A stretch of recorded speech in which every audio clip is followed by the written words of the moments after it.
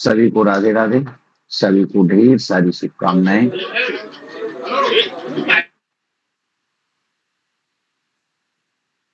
भारतीय ज्योतिष संस्थान ट्रस्ट के द्वारा संचालित एक वर्षीय ज्योतिष और कर्मकांड डिप्लोमा कक्षा में आप सभी लोगों का एक बार पुनः स्वागत। कल जो हमने बताया था उसमें किसी को कोई परेशानी, कोई समस्या हुई है? नहीं, संकोच बोले।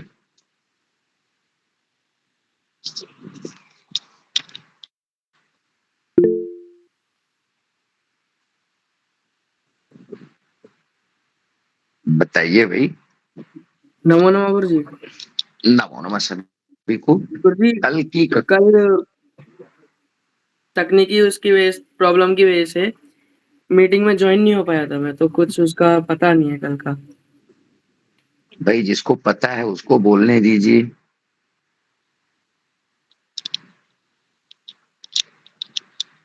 क्यों भाई, बाकी लोग बताइए। आप कह रहे थे गुरुजी एक बार दोबारा रिवीजन करवाएंगे गुरु। वो अलग की बात है। नमो नमः सरकार, नमो नमः सरकार, नमो नमः, राधे राधे।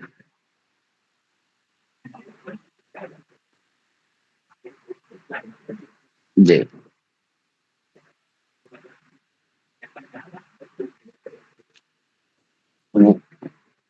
वो तो हो जाएगा भगवान, वो तो हो जाएगा, वो तो होना ही है। पर नमो नमः सरकार। और ठीक, कैसे हैं आप?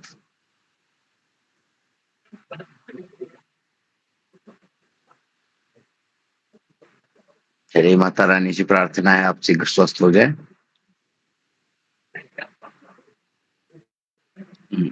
ठीक है प्रभु। नमो नमः, नमो नमः सरकार। बताए भैया, आप लोग बताए, किसी को कोई प्रॉब्लम हुई है? जिसने प्रयास किया हो वो रेज हैंड करे। जिसने घर पे प्रैक्टिस की हो वो रेज हैंड करे।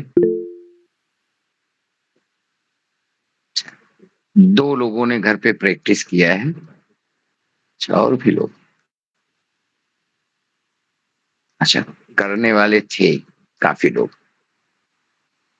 तो क्या किसी को कोई समस्या क्रिएट हुई है क्या?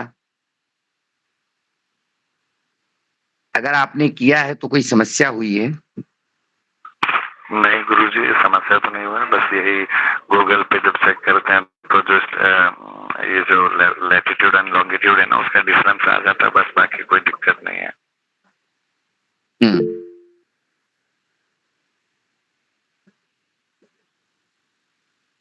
चलिए, अगर समस्या नहीं हुई है तो जी गुरुदेव, हाँ, मैं एक वो पूछना चाहती हूँ। नमो नमः गुरुदेव। हम कल बात कर रहे थे देशांतर, रेखांश और अक्षांश की, है ना? कल आपने हमको बताया था। तो हमें सिर्फ उसमें से रेखांश लेना है कि अक्षांश लेना है, क्या करना नहीं, है चंद्र के? केवल रेखांश, केवल रेखांश। रेखांश को ही देशांतर कहते हैं। अक्षांश को जब आप फिलअप करोगे तो अक्षांश का प्रयोग दूसरे कार्यों में होता है, अनांश वगैरह के लिए, वो बाद में बताएंगे। अभी हमको सिर्फ देशांतर से मतलब है, रेखांश से मतलब है बस। तो ये दोनों चीज एक ही है ना? रेखांश या देशांतर कह सकते हैं इसको? हाँ, बिल्कुल बिल्कुल बिल्कुल बिल्कुल।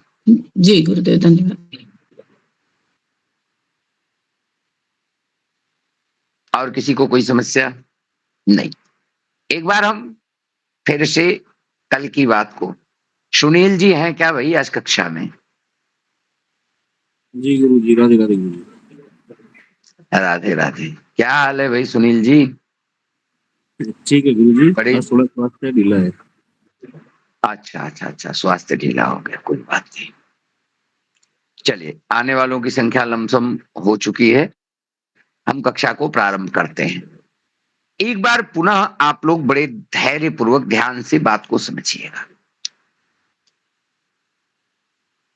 हमें अब आवाज नहीं आ रहा। अच्छा, 1 मिनट। आवाज क्लियर है गुरु जी आपकी? मेरी आवाज क्लियर आ रही है ना? ये रवि जी ये तो करेंगे। आपकी आवाज क्लियर है।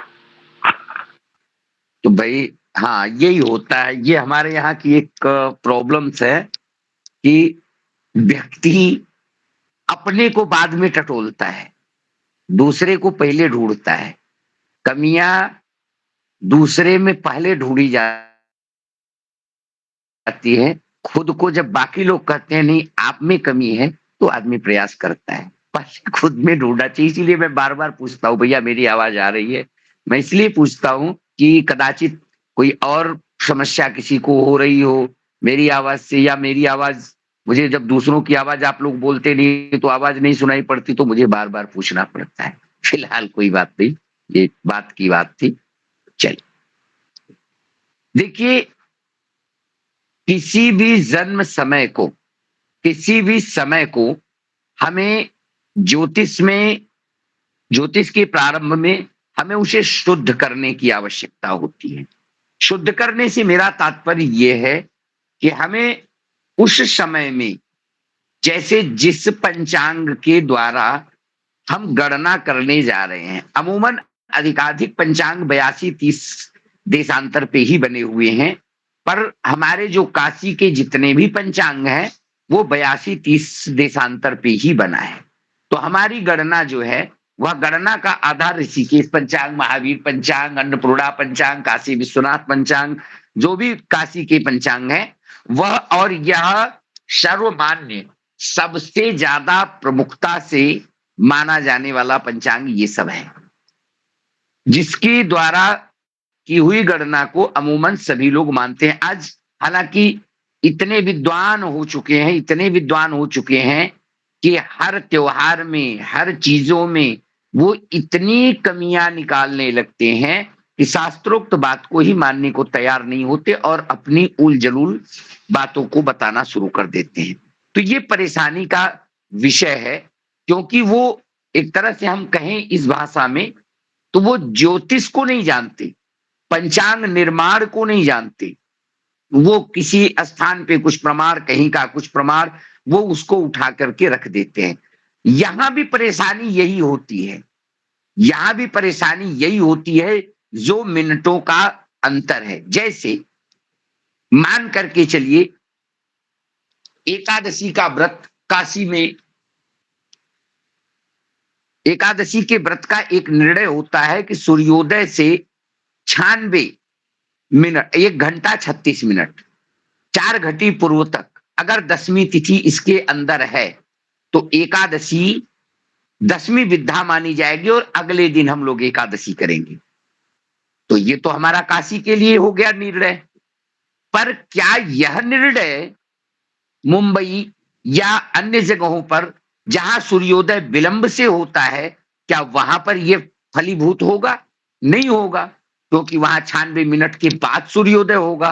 और हम अपनी फल कथन कर देते हैं कि नहीं एकादशी ये 10वीं विद्या होगी, ये एकादशी इस तिथि को होगी, और हम उल जलूल ज्ञान उनको दे देते हैं और वो भी अपने व्रत को आगे पीछे। ऐसा एक उदाहरण मैंने सिर्फ एकादशी का सिंपल सा दिया है, ये अन्य जगहों पे ये चीजें आ जाती है।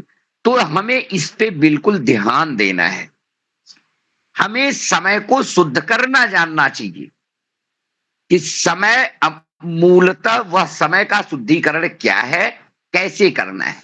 तो समय के शुद्धिकरण में एक सूत्र होता है, एक संख्या मैंने आपको बताई 82-30, बस इस संख्या को आपको बिल्कुल याद करके रखना है और इसमें किसी प्रकार का आपको बदलाव नहीं करना है।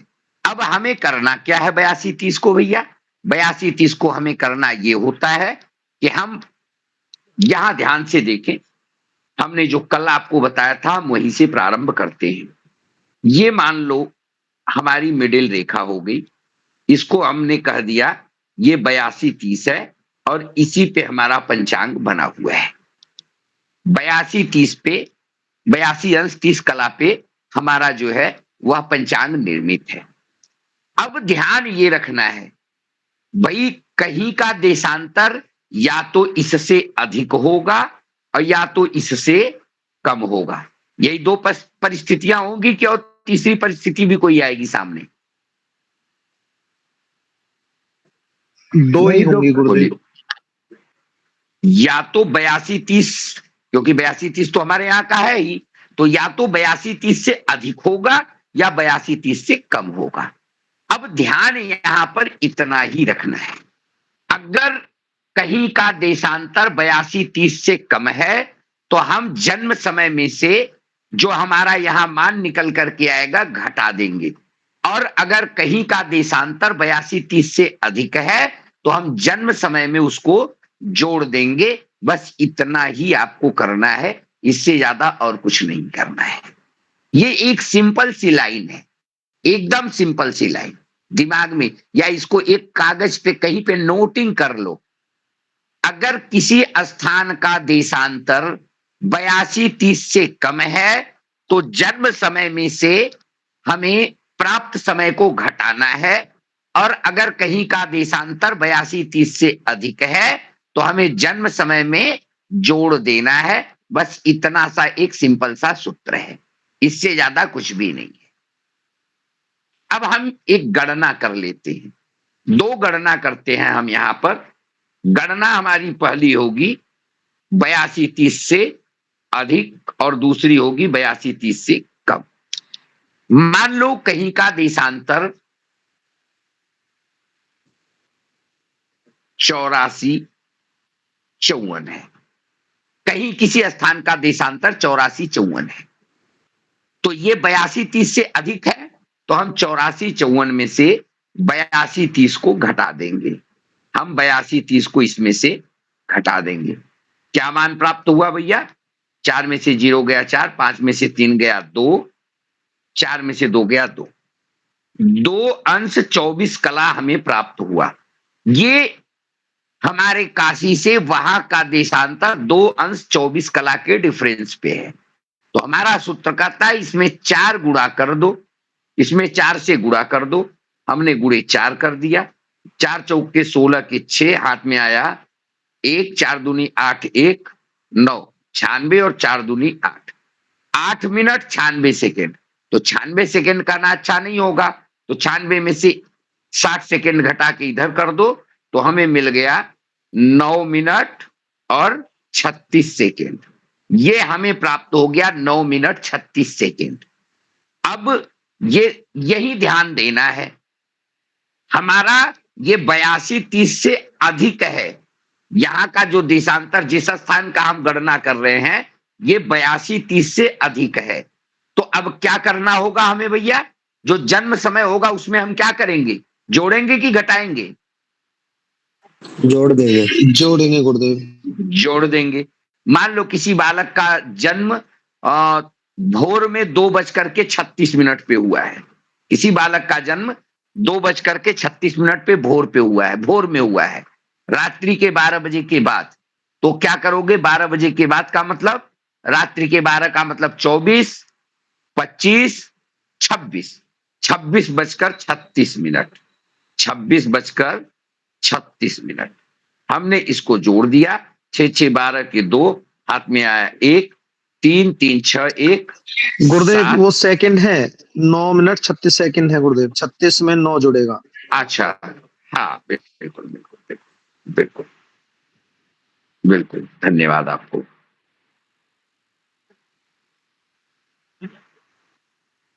बिल्कुल धन्यवाद। तो ये 9 मिनट 36 सेकेंड है और हमारा समय है 26:36 यही हुआ ना? तो 36 में ये आपका आ गया 36 सेकेंड। 9 6 15 के 5, हाथ में आया 1 3 1 4 45, 26:45 36 सेकेंड पे बालक का जन्म हुआ है। अर्थात ये शुद्ध समय आपको स्थानिक जन्म समय ये आपको प्राप्त हो गया। यहां हमने जोड़ा, क्यों जोड़ा भैया? क्योंकि वहां का देशांतर 82-30 से अधिक था, इसलिए हमने जोड़ दिया। मान लो यहीं पे मान लो एक दूसरा उदाहरण अब हम लोग ले लेते हैं। यहां पर एक दूसरा उदाहरण रखते हैं। मान लो कहीं का देशांतर जो है वह 78-44 है, तो हम 82-30 में से 78 44 घटा देंगे, 78 44 घटा देंगे। चलो घटा दो, नहीं जाएगा तो एक उधार दे दिया, 60 30 90, 90 10 में से 4 गया 6, 8 में से 4 गया 4, एक उधार दे दिया, 11 में से 8 गया 3, 7 में से 7 गया 0, अर्थात खत्म हो गया सब। 3 46। अब इसमें हमने 4 से गुणा कर दिया, 4 छक 24 के 4, हाथ में आया 2, 4 चौका 16 2 18, 4 तिहाई 12, 12 184, कोई मतलब नहीं है तो 3 मिनट निकल के आ जाएगा, अर्थात 15 मिनट 4 सेकंड का डिफरेंस हमें प्राप्त हो रहा है। अब किसी बालक का जन्म दिन में 11:30 पर हुआ है, तो अब क्या करना है? देखिए अब ये 82-30 से मान नीचे की तरफ जा रहा है, वहां का देशांतर 82-30 से नीचे है, इसलिए हमें घटाना है। तो हम 11:30 कर दिया हमने, और 15 मिनट 4 सेकंड हमने इसमें से घटा दिया। घटाया क्यों? क्योंकि जहां का हम देशांतर देख रहे हैं वहां का देशांतर कम है 82-30 से, इसलिए हम यहां पर घटा देंगे। तो 60 में से 4 गया, आपका हो गया 56, 9 में से 5 गया 4, 2 में से 1 गया 1, 11:14 ये हमारा समय आ गया, ये हमारा एग्जैक्ट मूल टाइम हो गया। ठीक है, ये बात हमको बिल्कुल ध्यान रखनी है। ये हमारा सूत्र कहता है, इसी के हिसाब से, अर्थात सूत्र क्या कहता है कि 82-30 का जो मानक है, अगर कहीं का देशांतर इससे अधिक है तो हम जन्म समय में जो हमें मान प्राप्त होगा 4 का गुणा करने के बाद, उसको हम जोड़ देंगे।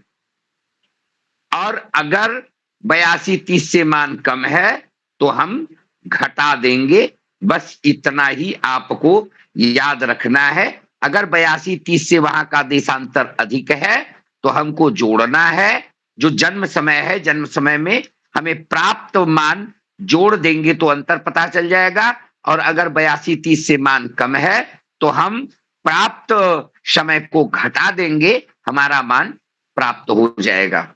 भैया अब किसी को कोई प्रॉब्लम है तो एक बार आप लोग पुनः जरूर पूछ सकते हैं, बोले।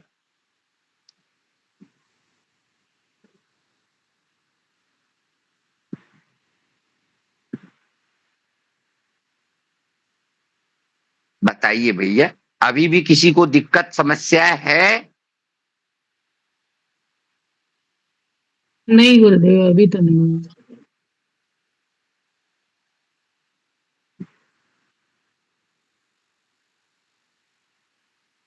क्यों भाई, बाकी लोग कहाँ गए?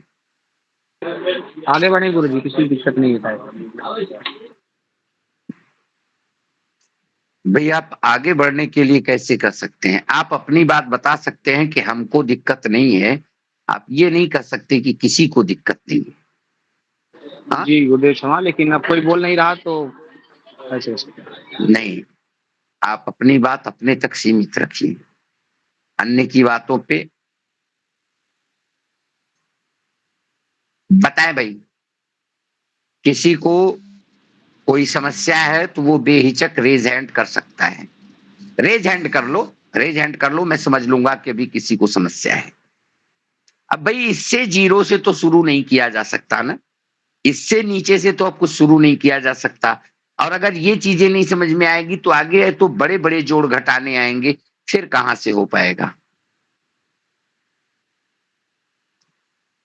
मैं समझ लूं सबको समझ में आ गया, इसी पे रेज हैंड कर लो आप लोग के, हाँ समझ में आ गया।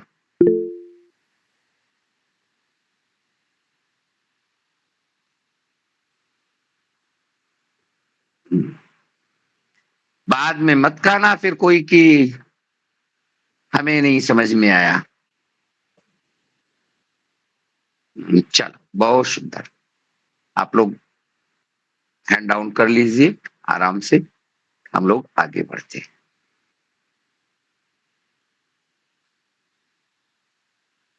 हैंड लो कर लीजिए भैया, सभी लोग कर लीजिए।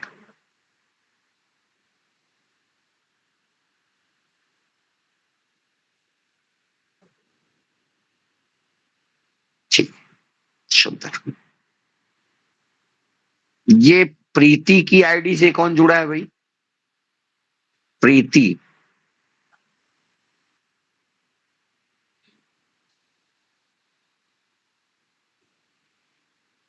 प्रीति आईडी से कौन जुड़ा हुआ है?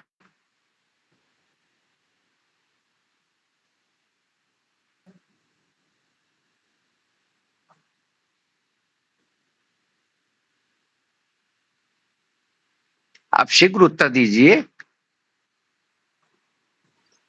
गुरुजी पूछ रहे भाई बताओ प्रीति की आईडी से कौन जुड़ा है?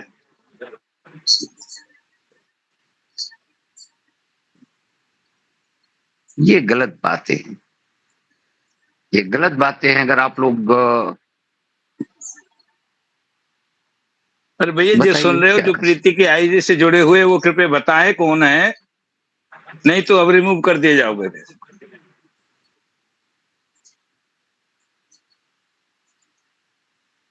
चल, कोई बात नहीं, कुछ लोग होते हैं नहीं बोलना चाहते होंगे, कोई नहीं। चलिए हम आगे बढ़ते हैं। इतनी बात समझ में आ गई तो अगला एक सूत्र क्या करना है? हमने आपको बताया था कि समय हमेशा 24 घंटे का नहीं होता भाई।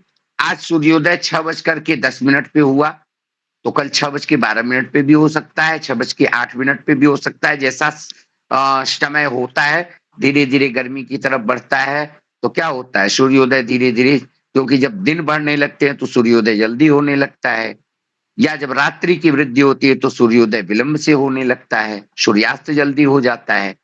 तो तात्पर्य क्या है कि हमारा सूर्योदय अस्थिर होता है और हम गणना करते हैं 24 घंटे से। तो अब इसकी शुद्धि कैसे हो, ये कैसे सही होगा?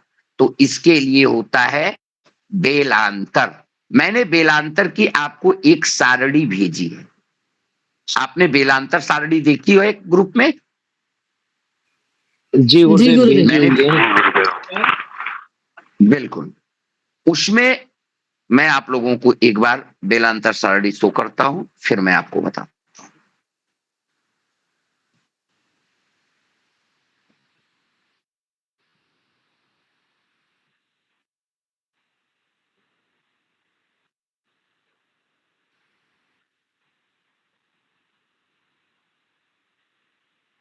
ये हमारी बेलांतर सारणी, ध्यान दीजिएगा आप लोग यहाँ पे।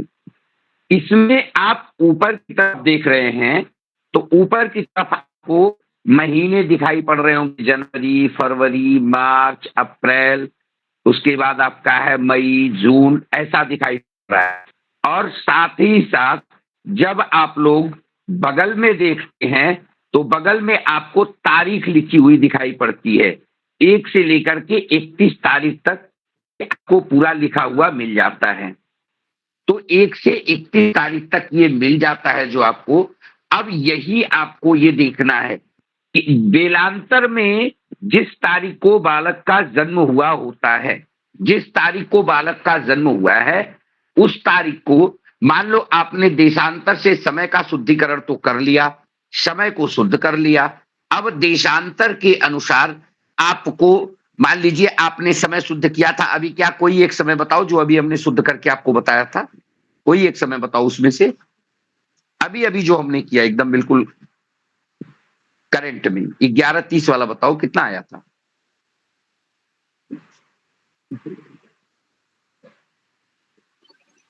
छोड़ो, नहीं बात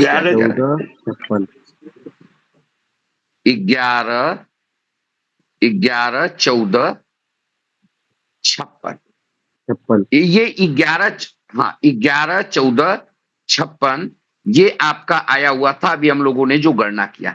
तो ये तो हमने शुद्धिकरण कर लिया। अब दूसरी बात आती है, ये किस तारीख को बालक का जन्म हुआ है, डिपेंड करता है तारीख। तो मान लो बालक का जन्म 14 तारीख को हुआ है, यहाँ 14 तारीख आपको दिखाई पड़ रही है। मान लो बालक का जन्म 14 तारीख को हुआ है, ये 14 तारीख को बालक का जो जन्म हुआ है, 14 तो महीना कौन सा रहा ये भी अब यहाँ पे डिपेंड करता है। तो मान लो बालक का जन्म 14 फरवरी को हुआ है, तो अब आप फरवरी वाले कॉलम में देखिए कि 14 के सामने हमें कौन सा अंक प्राप्त हो रहा है। तो यहाँ पे मिला हमको 4-14। ये यहाँ पे कुछ चिन्ह के साथ मिलता है। चिन्ह क्या है? चिन्ह को नहीं भूलना है हमें। क्या लिखा हुआ है चिन्ह भैया? ऋण 14, ऋण 14। 14 तारीख को क्या मिल रहा है? -14, -14, यही मिल रहा है ना। और ये मिनट सेकंड में है, ये मिनट सेकंड में है। तो हमको क्या करना है, जो यहाँ पे चिन्ह लिखा हुआ मिले इसका विपरीत कर दो। यहाँ पे ऋण है तो आपको धन करना है, और अगर धन है तो ऋण करना है। तो यहाँ पे ऋण 14, ऋण 14, तो आपको क्या करना है भैया? +14 और इसमें भी +14 कर देना है। जो मिल रहा है उसके विपरीत जाओ। 14, 14, 6 4 10 के 0, हाथ में आया 1, 5 1 6 1 7, यहां हो गया आपका 70, 14 14 28 और 11। तो भैया 70 सेकंड तो होता नहीं, तो ये इधर आ जाएगा, अर्थात 11:28 ये आपका शुद्ध समय हुआ। और इसी समय के आधार पे हम जो है वह इष्ट काल की गणना करेंगे।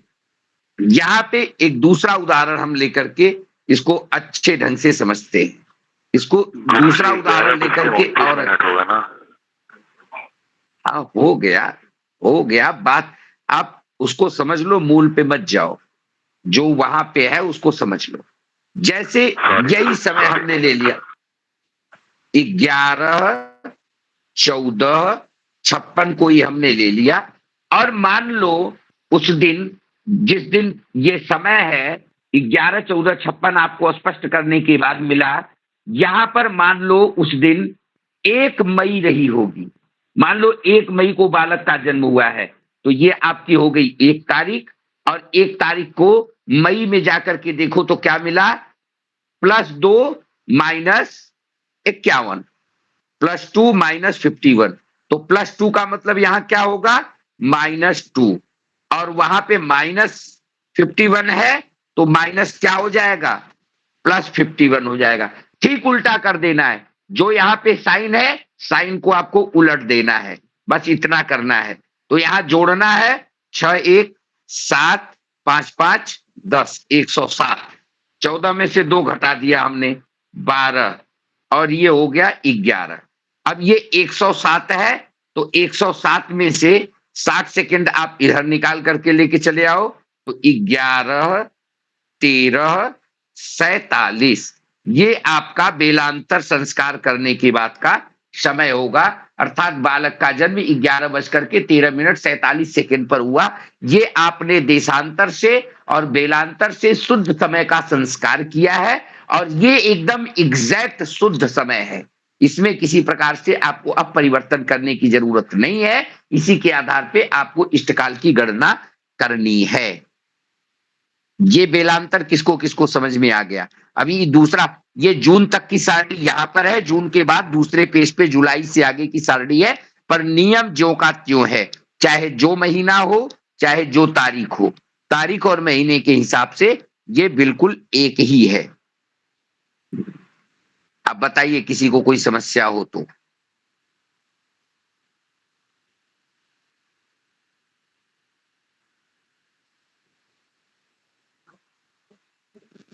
जी गुरुदेव, अब नहीं है, समझ में आ गया गुरुदेव।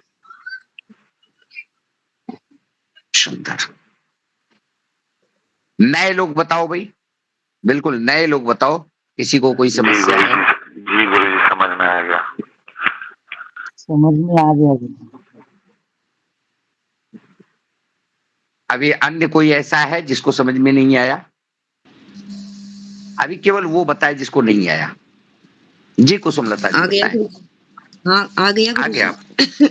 हाँ। सुंदर।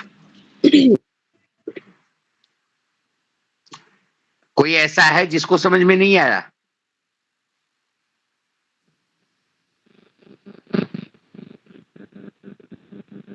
अगर समझ में आ गया तो अभी हम तुरंत आगे बढ़ जाएंगे, तुरंत आगे बढ़ जाएंगे।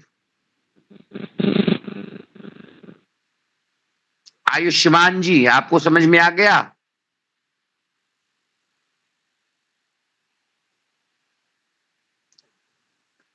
आयुष्मान जी, आपको समझ में आ गया?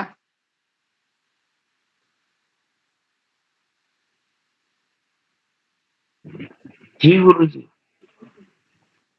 भाई बोलने में इतना समय लगाते हो आप लोग कहीं। अच्छा, ऐसा भी होता है कुछ लोग क्लास ज्वाइन करने के लिए कि रिकॉर्डिंग तो हमें मिल जाएगी, क्लास ज्वाइन कर लेते हैं और आराम से मोबाइल बगल में रख के आराम करते हैं। ऐसे ज्योतिष की पढ़ाई नहीं होगी। तटस्थ रहना होता है, आपको बिल्कुल एक्टिव रहना होता है, और वो भी ज्योतिष में गणित। एक बात बताऊं आपसे, अगर आपका गणित सही नहीं है तो आप बहुत बढ़िया फलित करोगे, पर आप दूसरे के सहारे पे करोगे। कभी आप प्रयास करके देखो, जो कुंडली जनरेटेड मोबाइल से, ऑनलाइन अन्य माध्यमों से है, एक कुंडली सामने रखो और दूसरी कुंडली आप रखो, 12 भावों के चक्र तो आपको मिल जाएंगे, सेम टू सेम मिल सकते हैं। पर जब अक्षांश देशांतर के आधार पे एग्जैक्ट गणना की बात आएगी, एकदम एग्जैक्ट गणना की बात आएगी, तो कहीं ना कहीं वो डिफरेंसेस मिल जाएंगे। वहां जाकर के ढूंढो, D60 चार्ट को ढूंढो, वहां D60 चार्ट ढूंढो और आप अपने हाथ से D60 चार्ट बना करके देखो, देखो दोनों में परिवर्तन हो जाएगा। द्वादशांश में देखो, खोटशांश में देखो, परिवर्तन हो जाएगा।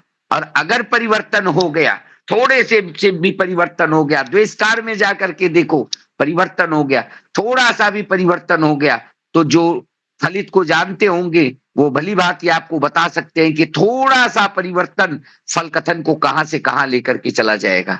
अभी जो फल कथन आप करके ये बता रहे हो कि अमुक व्यक्ति को इस समय पर परेशानी होगी, वही एक अंश इधर से उधर होने पर वही परेशानी समाप्त हो जाएगी अन्य ग्रहों का प्रभाव के कारण।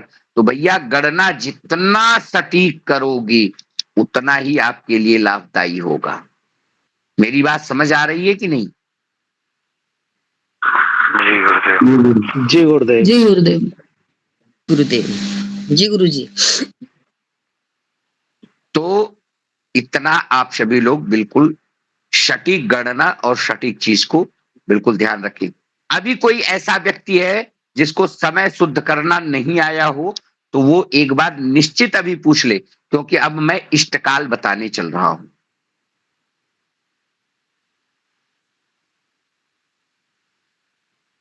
नहीं, इसका मतलब सभी लोग तैयार हैं। चलिए हम लोग इष्टकाल की बात करते हैं। काफी तेजी से लोग आ जा रहे हैं भाई, अभी 25 लोग थे, अब 19-20 बचे।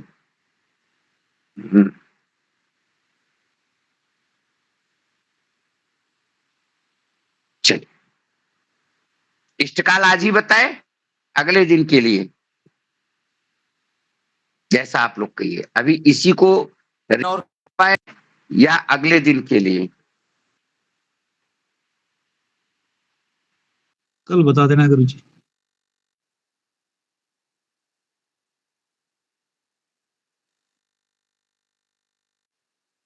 गुरु जी अगर सबको समझ में आ गया हो तो फिर आगे चला जाए। बता दीजिए गुरु जी।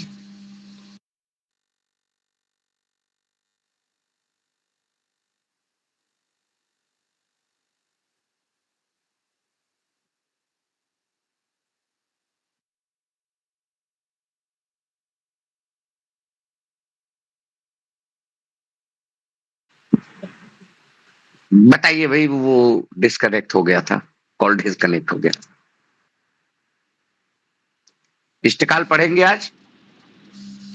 जी गुरु जी। जी गुरुदेव, अवश्य ही। अगर हमारे सभी साथियों के समझ में अब तक जो बेलांतर से समय का शुद्धिकरण करना अगर सभी को आ गया है तो गुरुदेव अवश्य ही हम पढ़ना चाहेंगे।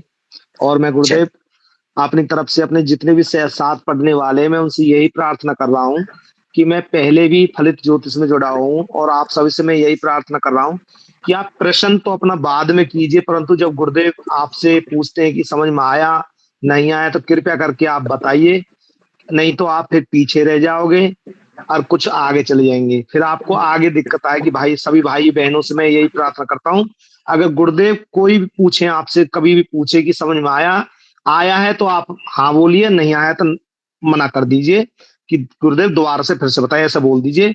यही मेरी आप सभी से प्रार्थना है। धन्यवाद। बिल्कुल बिल्कुल, इससे होता यह है, मैं सेटिस्फाइड हो जाता हूं कि हमने जो चीज बताई है वो अक्षरशः लोगों को समझ में आ गई। मैं संतुष्ट हो जाता हूं।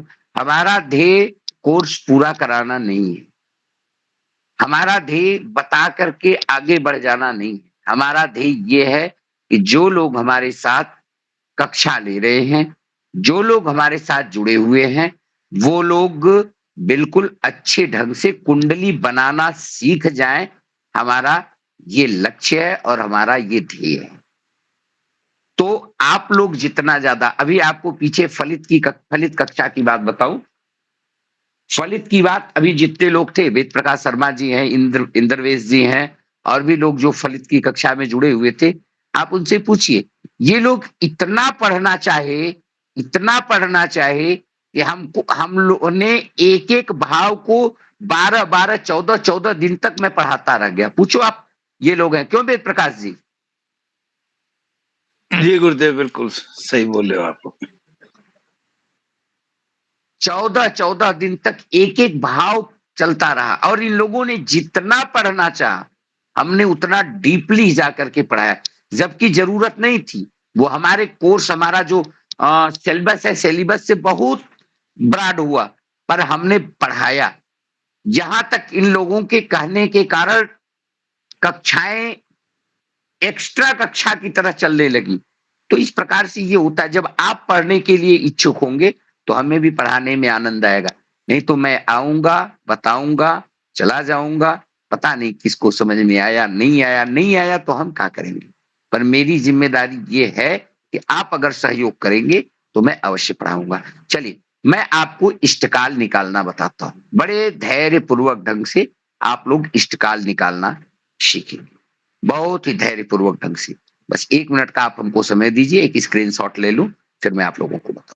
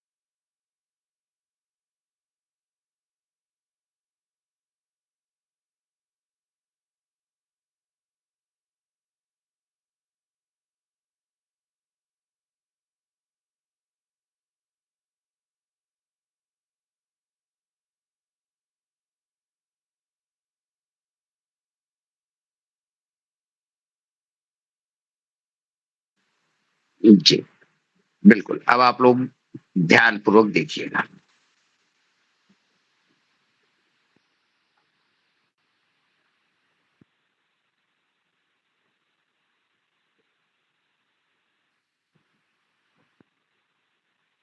ये हमारी स्क्रीन पे आप सभी लोगों को पंचांग दिख रहा होगा।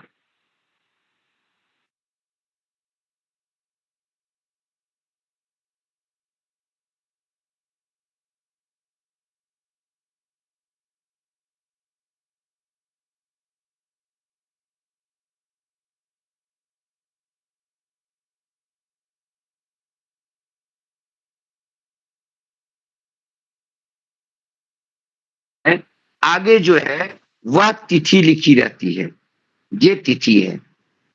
तिथि के बाद फिर ये उसके बाद वार लिखा हुआ है, दिन, कौन सा दिन है उस तिथि को। उसके बाद यह जो अगला कॉलम है, यह कॉलम आपको बताता है यह तिथि कितने बजे से, मतलब घटी पला में या सूर्योदय के बाद कितने समय तक रही है। सूर्योदय के बाद यह तिथि जो यहाँ पर घटी पला लिखा हुआ है, यह उस दिन सूर्योदय के बाद बताता है कि इतने घटी इतने पला तक इस तिथि ने भोग किया है।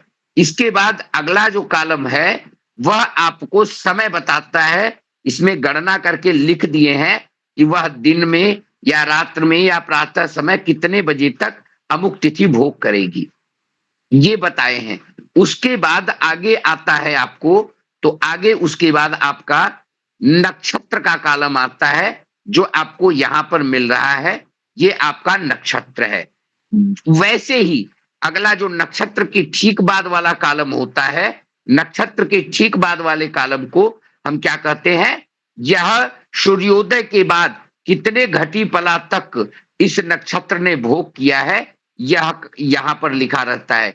ये आप लोग बिल्कुल ध्यान पूर्वक समझ लीजिए, क्योंकि हमको इससे मतलब नहीं है, हमको इन्हीं चीजों से मतलब है। जो नक्षत्र के ठीक बाद का ये घटी पला है, हमारी सारी गणना इष्टकाल के बाद इसी पे आधारित हो जाती है, तो हमें इसके बारे में बिल्कुल जानना है।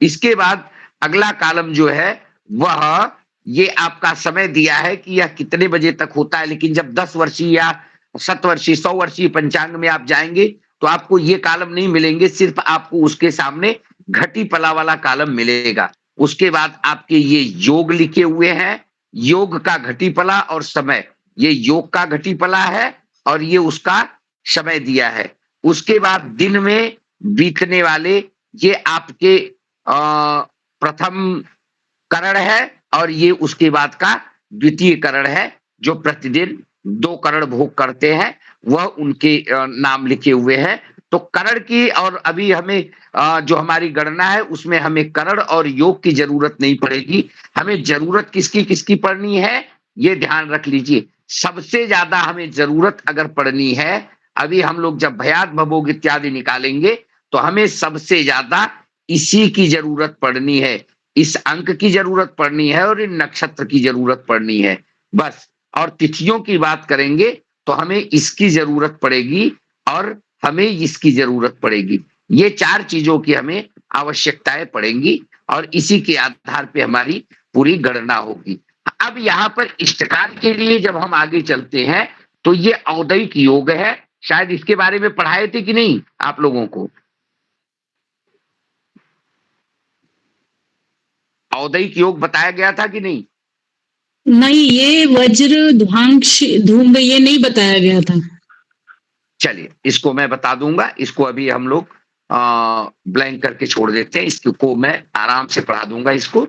इसके बाद आगे जो है वह अंग जहां लिखा हुआ है, ये अंग्रेजी की तारीखें हैं, यहाँ पर तारीख लिखा हुआ है। और इसके जब आप आगे बढ़ेंगे, जब ये बाकी सब तारीखें हैं, ये मुस्लिम वर्ष का, हिजरी सन का, इन सब चीजों के लिए वो तिथि और तारीख लिखा हुआ है। इसके आगे आपको इस तारीख के बाद फिर आवश्यकता पड़ती है आपको सूर्योदय की, जिसकी आवश्यकता आपको सर्वप्रथम पड़ेगी अभी इष्टकाल में ही। यह सूर्योदय की आवश्यकता आपको तत्काल पड़ने वाली है, तो इस सूर्योदय को आप लोग बिल्कुल ध्यान रखिएगा। ये यहाँ सूर्योदय घंटा मिनट में लिखा रहता है और प्रतिदिन का सूर्योदय लिखा रहता है, इसको आपको ध्यान रखना है। मान करके चलो, अभी हम समय का शुद्धिकरण नहीं कर रहे हैं, समय का शुद्धिकरण न करते हुए हम सीधे सीधे काशी में जन्मे किसी एक बालक का वो ले लेते हैं और उसी के आधार पे हम गणना कर लेते हैं। या कहीं का भी एक बालक, मान लो अभी हमारा ये पीछे जो क्या आया था, पीछे हम लोगों ने जब अभी किया था, तो कोई एक मान बता दो। 11:30 दे दो। 11:47 अभी उसको छोड़ो, अभी ये मान लो हमें किसी बालक का जन्म, सीधा सीधा अब हम इष्टकाल की बात करते हैं। हमने समय को देशांतर से शुद्ध कर लिया, उसमें हमने बेलांतर कर लिया और हमें बेलांतर देशांतर करने के बाद कोई एक अंक जो प्राप्त हुआ है, कोई भी एक अंक प्राप्त हुआ है, इसमें से आप कोई भी एक तारीख चुन लो। कौन सी तारीख? आज कितनी तारीख है? आज की तारीख 18। ये हमारा 18 तारीख यहां मिला। आज देखो सूर्योदय कितने बजे हुआ था? सूर्योदय कितने बजे हुआ है? गुरुदेव 6:18 पर। बस अभी आप लोग 6:18 को नोट कर लो। बस केवल 6:18 को आप लोग ध्यान रखना, इष्टकाल में इसी की जरूरत है। अब मान लो अभी कितने बज रहे हैं? 9:23 हो रहे हैं रात्रि के। रात्रि के 9:00 बहुत मोटा हो गया भैया पेंसिल।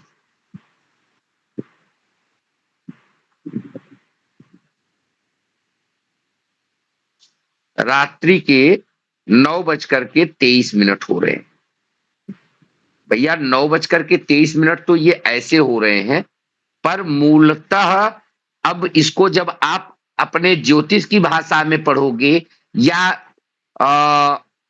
इसको गणना के लिए लिखोगे तो क्या लिखोगे? 9:23 को क्या लिखोगे? 21:23। 21:23। मान लो यह मान आपको शुद्ध करने के बाद मिला है 21:00। अब इसको शुद्धिकरण, पीछे हमने शुद्ध करना सिखा दिया है, समय कम है इसलिए हम आपको सीधे इष्टकाल की तरफ लेके चलते हैं।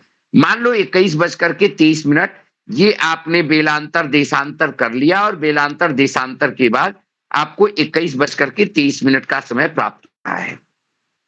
इसी बालक का जन्म इसी समय पर हुआ है, बिल्कुल शुद्ध करने के बाद, समय शुद्धि के बाद 21:23 पर बालक का जन्म हुआ है। तो क्या करना है? अब इसमें से बस एक ही काम करना है कि अभी 21:23 पे बालक का जन्म हुआ है, तो सूर्योदय होने के बाद से बालक के जन्म समय में इसके बीच में कितना समय बीता है? सूर्योदय से लेकर के जिस समय बालक का जन्म हुआ है कितना समय व्यतीत हुआ है? केवल घंटा मिनट में आप निकाल लो कितने घंटे कितने मिनट व्यतीत हुए। तो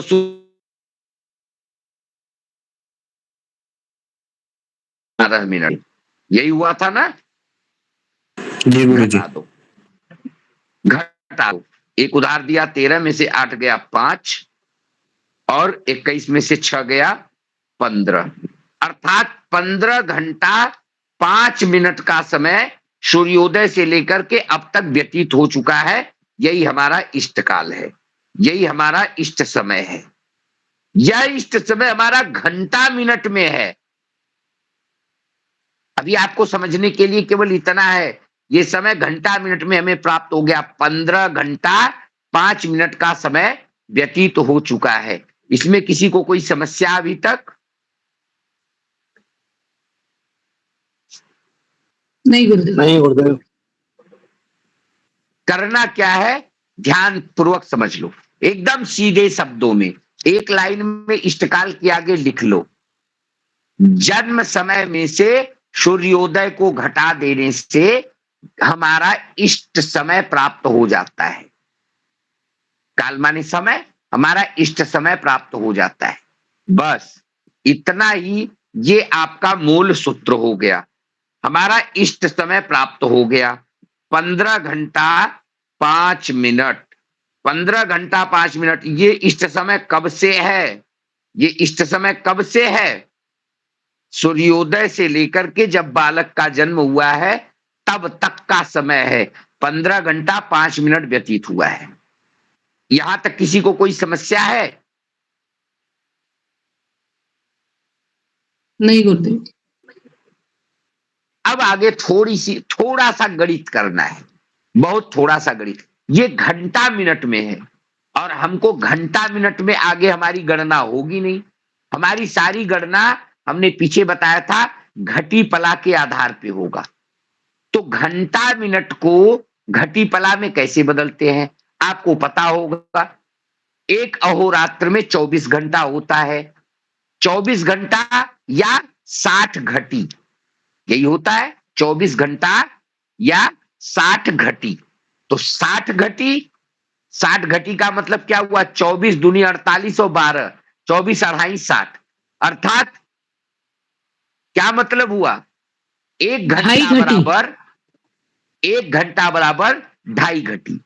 तो ये घंटा मिनट में है, तो इसको घटी पला में कैसे बदलना है, यहां पर ध्यान वही, बस इतना ही आपको गणित करना है। यहां पे इतना गणित कर लेंगे तो समझ लो आपका काम आसान हो गया। बहुत से सूत्र हैं इसको करने के लिए, लेकिन आप करो क्या, 15/5 है, इसमें 15/5 और जोड़ दो, 15/5 और जोड़ दो, 5/5 10, एक साथ में जोड़ो, एक साथ में जोड़ो, आराम हो जाएगा। 15/5 और जोड़ दो और इसका आधा जोड़ दो, तो 15 का आधा कितना होगा?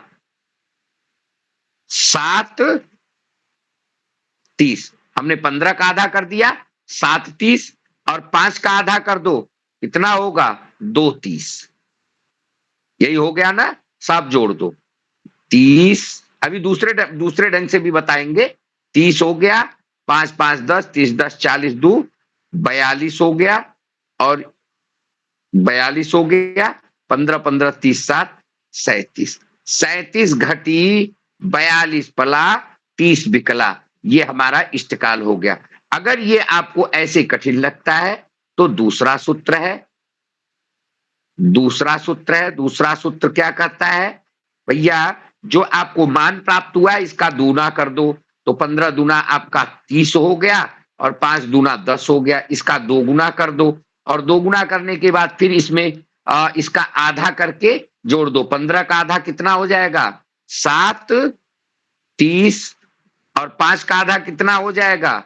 2/30। ऐसे कर लो, ये आपका हो गया 30, 30×10 40, 2 42, 30 7 37। ऐसे कर लो। या अगला सूत्र है, अगला सूत्र क्या कहता है? अगला सूत्र कहता है गुणे 5/2। अगला सूत्र सीधा कहता है गुणे 5/2। इसमें 5 से गुणा कर दो, सीधा सीधा 5×5 25, 15×5 75, 2 से भाग कर दो। ये थोड़ा लंबा प्रोसेस है, पर अगर यही समझ में आ जाए तो ठीक है। 2 तिहाई 6, हाथ में आया 1, 15, कितनी बार जाएगा? 2 सते 14, बच गया आपका 1, नहीं जाएगा। इसमें 1 का मतलब क्या हो गया? 60, इधर चला गया 60 20 80 5 85, भाग दे दो 2 से, कितनी बार जाएगा? 85 का मतलब आप 42 और लास्ट में 30, वही आएगा। चाहे आप जिस प्रकार से गणना कर सकते हो उस प्रकार से गणना कर लो, जो गणना आपको आसान लगे उसके हिसाब से कर लो आप लोग। पर सीधा सीधा है 2.5 गुना करना है, तो 2.5 गुना करने का वैसे नॉर्मल सा सबसे सुंदर सा सूत्र है, इसको अलग 2.5 गुना कर लो, इसको अलग 2.5 गुना कर लो, आपका काम क्लियर हो जाएगा। इसको अलग कर लो तो 15 दूना ये 30 हो गया, और 15 का आधा कर दो तो 15 का आधा आपका हो गया 7/30। ये इसका 2.5 गुना हो गया 30 7 37 30, और 5 का 2.5 गुना करो तो कितना आएगा? 5 का 2.5 गुना कितना आएगा? 5 दूनी 10, 5 का 2.5 गुना 5 दूनी 10 और 5 का आधा 2.5, 12/30। यहां पर 12/30 जोड़ दो। जैसे भी आप कर सकते हो वैसे आप कर लो, यही आपका सूत्र है 37 42 30।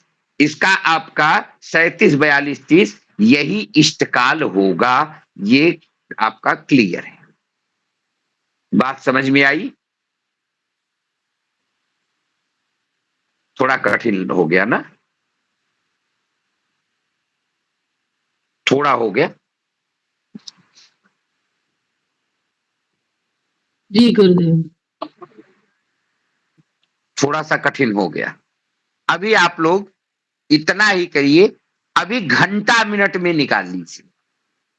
अभी सीधा सीधा आप लोगों को घंटा मिनट में ही परिवर्तित करना है। अभी पहला सूत्र एक ही है, घंटा मिनट में बदलिए। केवल इष्टकाल को घंटा मिनट में परिवर्तित करिए आज आप लोग।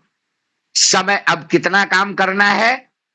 एक समय लेना है, समय का संस्कार करना है, शुद्ध करना है, शुद्ध करने के बाद आपको 2.5 गुना करना है। इष्टकाल निकालने के सूत्र कई है, इष्टकाल निकालने के इतने सूत्र है कि अगर हम आपको कई सूत्र बताएंगे तो फिर आप कंफ्यूज हो जाओगे। इष्टकाल निकालने का सूत्र है, जिस समय रात्रि के समय में अगर जन्म हुआ है तो रात्रि के समय में से सूर्यास्त को घटा देते हैं और सूर्यास्त को घटाने के बाद फिर उसका 2.5 गुना करके दिनमान को जोड़ देते हैं, इष्टकाल निकल जाएगा। ऐसे अनेक सूत्र हैं, पर हमने जो आपको सूत्र बताया है ये सार्वभौमिक सूत्र है, इसका कोई काट नहीं है, एकदम एग्जैक्ट आपको वही टाइमिंग मिलेगी जो अन्य सूत्रों से मिलेगा। सिर्फ कंफ्यूज होने की जरूरत नहीं है, ये सीधा सूत्र याद रखो। जिस समय बालक का जन्म हुआ है, जन्म का संस्कार करो, समय का संस्कार करो और समय का संस्कार करने के बाद सूर्योदय घटा दो, जो समय प्राप्त होता है उसका 2.5 गुना कर दो, यही इष्टकाल है, एकदम सीधा सीधा।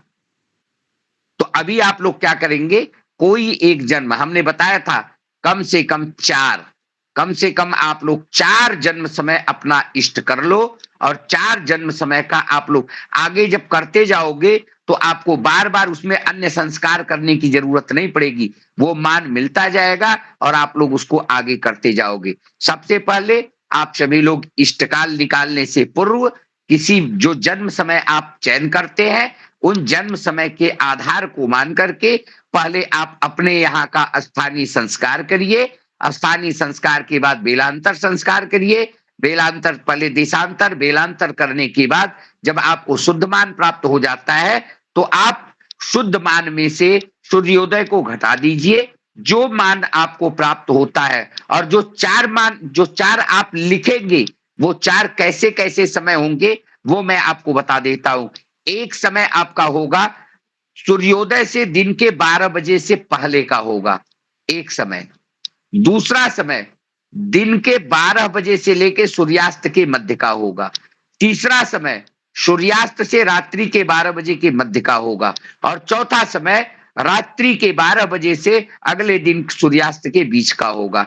ये 4 समय आप एक ही तारीख का भी ले सकते हो, अलग अलग तारीख का भी ले सकते हो, पर अलग अलग तारीख का जब आप लोगे तो आपको इसमें सहूलियत मिलेगी और आपको करने में भी आनंद आएगा और आप कर पाओगे। तो ये 4 समय आप लोग कहीं पर नोट करके रखिए और उसका पहले देशांतर करिए, बेलांतर करिए, शुद्ध संस्कार करिए और उसमें से जब शुद्ध समय प्राप्त हो जाए तो सूर्योदय को घटा दीजिए। जो मान आपको प्राप्त होता है वो घंटा मिनट में है, आप अगर उसका 2.5 गुना कर पाते हैं तो करिए, नहीं तो कल हम और पद्धतियों से आपको 2.5 गुना करके बताएंगे और इष्टकाल आपका निकल जाएगा। इष्टकाल का मतलब होता है सूर्योदय से जन्म समय, जिस समय जन्म हुआ है उसके बीच का जो एग्जैक्ट टाइमिंग है वही जो है वो आपका इष्टकाल कहा जाता है। तो ये चीज हमें लगता है कि आपको समझ में आ गई होगी और अगर समझ में आ गई है तो आप लोग इसको करने का प्रयास करिएगा। डू एंड लर्न, करके सीखो। जब आप करोगे तो आपको बहुत आसानी से ये चीजें समझ में आ जाएंगी। ठीक है जी गुरुदेव। जी गुरुदेव। गुरुदेव क्षमा चाहती हूँ, सूर्योदय से 12 बजे के पहले आपने बोला, दूसरा समय जरा दूसरा वो रिपीट कर दीजिए प्लीज। आपको हमने कहा 4 डेट के 4 टाइमिंग ले लीजिए। पहला टाइमिंग आपका होगा सूर्योदय से लेकर के 12 बजे के मध्य का, दूसरा टाइमिंग होगा 12 बजे दोपहर के 12 बजे से सूर्यास्त के मध्य का, तीसरा टाइमिंग होगा सूर्यास्त से लेकर के मध्याह्न मतलब रात्रि के 12 बजे के मध्य का और चौथा टाइम होगा रात्रि के 12 बजे से अगले दिन के सूर्योदय से पूर्व का। 4 टाइमिंग लेंगे तो चारों पे गणना करेंगे तो आपको गणना करने में भी आसानी होगी और आपको चीजें भली भांति समझ में आ जाएंगी। जी, किसी ने रेज हैंड किया था का भैया? गुरुजी गुरुजी मेरा एक प्रश्न है, खाली मतलब कंफर्मेशन है, प्रश्न नहीं है। वैसे तो मेरे को पहली बात तो सारी समझ में आ गई। जो हम लोग देशांतर से समय शुद्ध करेंगे उसी में ये जो बेलांतर वाली शायरी है उससे प्लस माइनस करेंगे ना, समय शुद्ध वाले से। हाँ हाँ हाँ, बिल्कुल बिल्कुल बिल्कुल बिल्कुल। जी गुरुजी। देशांतर देन बेलांतर। जी अजय जी बताएं, आप कुछ कह रहे थे, आपने रेज हैंड किया था। नहीं गुरु, नहीं गुरुजी, बस मैं तो यही कह रहा था, मतलब कक्षा में बहुत आनंद आ रहा है, बहुत अच्छा लग रहा है, कब चीजें बिल्कुल आसानी से समझते आ रहे हैं। गुरुजी मेरा एक प्रश्न था, जैसे ज्योतिष में कुछ जैसे मास्टर की वगैरह भी चलती हैं, जैसे आगे की कक्षाओं में आप बताएंगे फलित में, तो उनपे भी चर्चा होगी गुरुजी कुछ? भैया जितना मुझको आता होगा उतनी तो हम चर्चाएं, और आपको आपको एक चीज बता दूं, बहुत सिंपल सा एक आपको सूत्र बता दूं, बहुत सिंपल सा सूत्र मैं की ही बताता हूं। मैं गणना करना भी सिखाता हूं, तो मैं किसी बुक्स की गणना या कहीं अन्य से नहीं, जो गणनाओं के बाद का जो एग्जैक्ट उसका की निकल करके आता है, मैं आगे भी आप पढ़ोगे तो आपको लगेगा कि ये नया मेथड है, नया टेक्निक है, क्योंकि हमने जो अन्य किताबों से पढ़ा उनके निचोड़ को मैंने अपने ढंग से जो समझा मैं वही समझा पाऊंगा। अब भाई कौन से मास्टर की आप बात कर रहे हैं, हो सकता है वो मास्टर की मुझे ना आता हो, तो ऐसी कोई बहुत बड़ी चीज नहीं है। आपको एक सूत्र बताऊं, एक सबसे बड़ा मास्टर की, जब मेरा बचपन था, मैं शुरू शुरू में जब ज्योतिष सीखा करता था, बहुत ज्यादा तो नहीं सीखा, थोड़ा बहुत जो सीखा, उस समय हम लोग गुरुजी के पास में बैठे, तो हमारे साथ हमारे मित्र थे, हम दो लोग ही उन गुरुजी के घर जाते थे उनसे पढ़ने के लिए। तो गुरुजी से ऐसे ही हमारे मित्र ने पूछा, गुरुजी आप ज्योतिष कितना जानते हैं, आप तो बहुत ज्योतिष जानते हैं। तो गुरुजी का एक जवाब था, गुरुजी ने कहा बेटा ज्योतिष एक समुद्र है, एक अथाह सागर है, उस सागर में कुछ नदियां जाकर के मिली हैं, उन नदियों में स्थान स्थान के बड़े बड़े नाले जाकर के मिले हैं, उन नालों में छोटे छोटे गांव की नाली जाकर के मिले हैं, उन छोटे छोटे गांव के नालों में घरों से निकलने वाली नाली मिली है, और अभी मैं उस नाली के मुहाने पर भी नहीं पहुंच पाया हूं। यही ज्योतिष मैं जानता हूं। अब आप ये समझ लो कि जो ज्योतिष का प्रकांड विद्वान, जिसने ज्योतिष के अनेकों किताबें लिखी हो, डॉक्टर कमलाशंकर शास्त्री, जिनकी ज्योतिष की अनगिनत किताबें चलती हो, अगर वो ऐसे शब्दों का प्रयोग करता है, तो फिर हम आप ज्योतिष में कहा है, ये सोचने की बात है।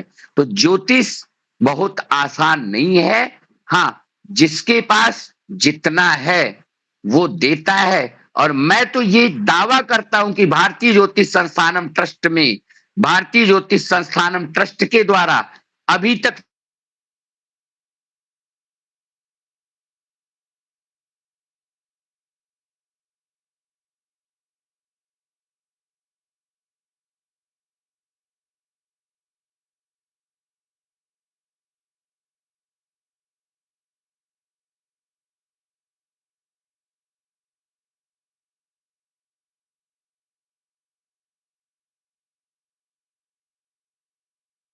हूं, तो न्यूमरोलॉजी, टैरो कार्ड, ज्योतिष इत्यादि विषयों को हम, जिसने पढ़ा होगा,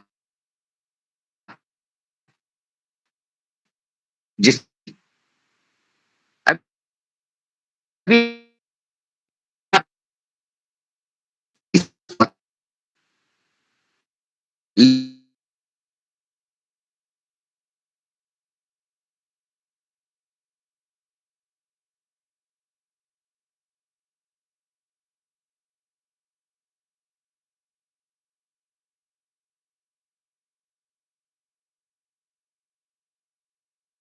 क्या था क्या?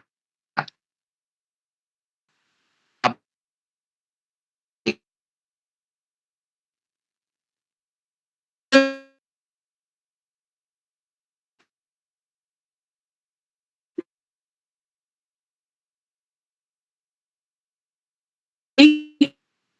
कि तू बता रहे हो उसको